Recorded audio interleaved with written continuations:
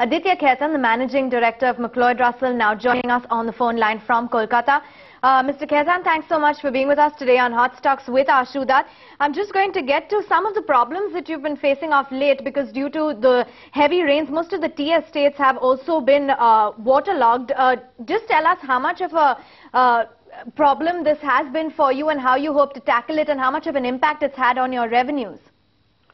Well, basically what we are suffering from is that we started off the season in the month of April with a good production, but subsequently from May onwards we had a huge downpour of early monsoons, and we started losing crop as an industry.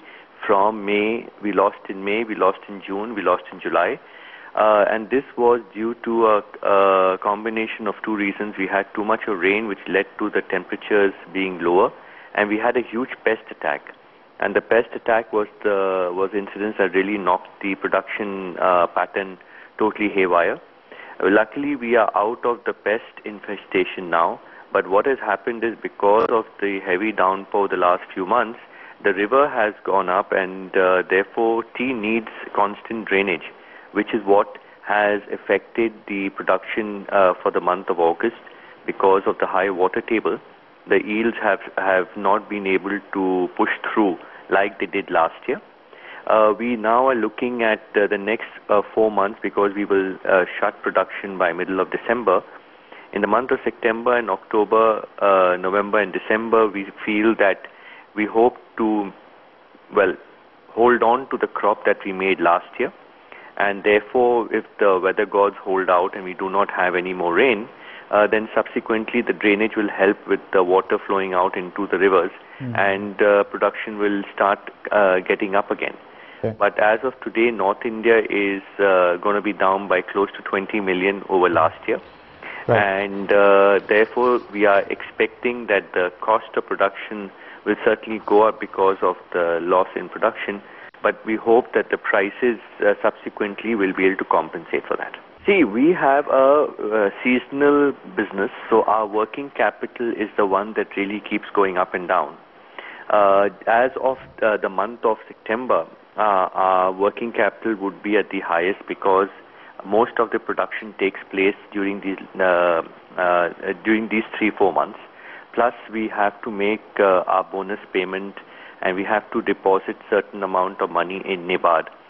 Subsequently, from October onwards, we will find that our inflow starts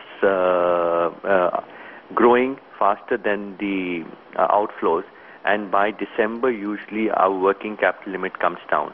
We are expecting this year to pay down our debt by another 150 crores, and most of the debt that you see is working capital. Our long-term debt is only around 200 odd crores, and the balance is working capital. Okay. So every year we've been reducing our debt by about 70 to 80. Well, we are today sitting in India at around about 40,000 hectares, and usually the life of a tea bush can continue up to 100 years, but the optimum yield at which it maximizes itself is around 60 years. And hence we are turning around and saying that if you uproot 2% of your garden on a yearly basis, between 1.5–2%, you come back to the same tea bush after 50 to 60 years. We as a group saw that the only way to offset costs is to go for uprooting and replanting, and we actually as a company started doing this in 95.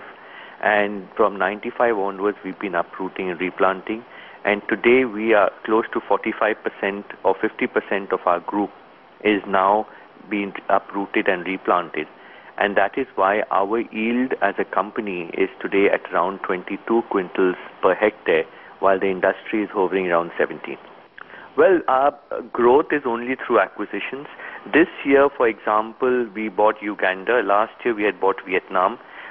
So this year, by the end of 31st March financial year, we will have added the cash flows of both Uganda and Vietnam into the consolidated framework, and we have been doing pretty well. Uganda has done 6 months, because they have a January to December operation, and they in 6 months have already clocked around 6 million in the EBITDA, and Vietnam has done about $1 million, $1.5 million.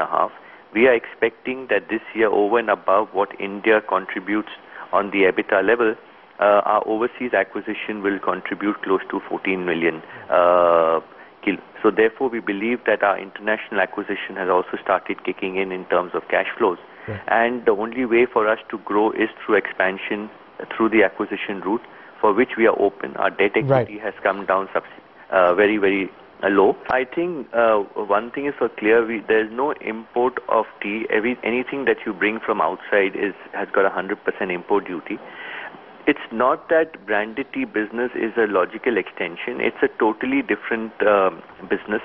It has nothing to do with the type of tea that you produce. It's more the blend and the distribution network and the advertising.